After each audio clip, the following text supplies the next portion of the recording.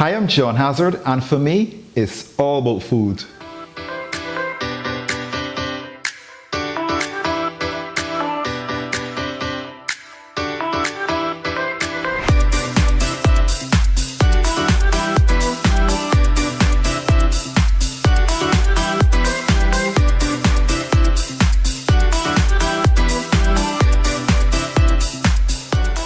Well, we have spent the last 7 days making or building our sourdough starter from scratch. So you can always refer back to all my videos and you would have seen all the measurements to build it from scratch. What we're going to do today now, we're going to start the process of making the sourdough bread. And first we have to create now from the starter that we built, we have to create now a leaven. And that's what we're going to do today. So basically we're going to need, of course, our sourdough starter. We're going to need, I'm now going to be using some whole wheat flour, also some white flour and water. And then what we're going to do afterwards, I'm going to show you the float test so you know when your starter is ready or your leaven is ready to be used to make the bread. So on this video I'm showing you the float test, but on the next video is when we actually make the sourdough bread, which is our next video, and that's the moment we've all been waiting for. So let's just get started. So basically I turn my scale on again. I'm going to zero the scale. So always when you have a container on the scale, you zero the scale. I'm going to take some of my starter, which I have here, and the measurement is basically 25 grams of starter. And this is a starter we built from scratch over the last 7 days. Then I'm going to take now, zero the scale again. I'm now going to take 50 grams of all-purpose flour and add into my starter here. So here we go. So that's 25, 43. Let's take it a little bit, and that's 50 grams.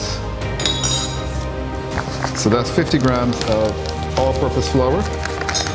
And now I have some whole wheat flour, which we can continue to use now in terms of feeding our starter on a daily basis. And of course you want to be feeding this daily.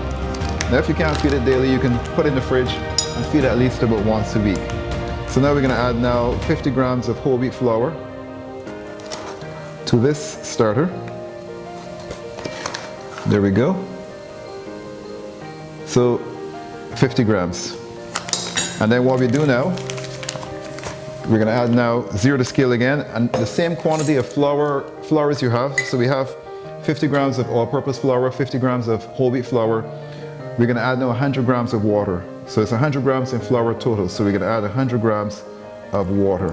And this is just regular tap water, or you can use water from the water bottle.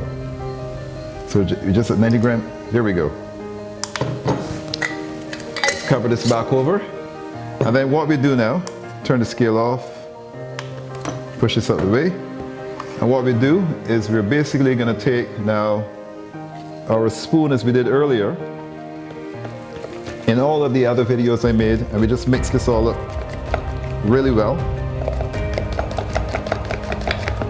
Mix it well, get it all combined, get into all the corners, as we say in Barbados, all the nooks and crannies, and we just mix this all in really well,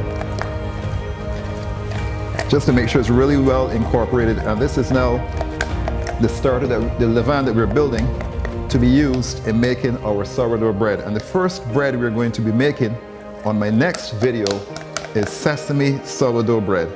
That's the next one, and I'm excited to show you that process because we have come such a long journey. It's a 7-day journey we took, and again we have this all made basically, and then what we do, we just put a lid on it as we did in all the other videos, leave it a little jar to allow a little oxygen to enter, and we just will put this out for at least about 24 hours, and it's going to double in size. So what I want to show you now is the float test. So basically I have some leaven here. This is basically a starter in which I did the same thing I just did, which is the whole wheat flour and the all-purpose flour. But what I would like to show you now is the float test. Now as you can see, if you look at it, you can see that it's all fermented, and it was basically, if you look at both of these together, it was at this level when I first made it, but I left it out for 6 hours. And that's the time you will need actually, 6 hours. I left it for 6 hours and it doubled in size. And you can see it kind of formed like a little bevel or a little mountain on the top, a very low lying mountain. So we know it's ready. So what we do, if you want to really further test to make sure it's ready, you do what's called a float test. So you're going to take some of this out. I just want to show it to you. I know you're looking from it from above, but this is what it looks like at the moment. So we're going to take now a bit of this out, and I'm going to drop it into this water. Now once it floats, you know it's ready. Let's just drop another piece here on this side. So there you go. So you see it's floating. So once it floats, I drop another one so you can see. Once it floats, there you go, it's floating nicely. So once it floats, you know it's ready. We can use it to make our sourdough starter. Or sorry, not our sourdough starter, we can use it now to mix our bread, but it has to float. So that's the true test of how to know whether your levain is ready.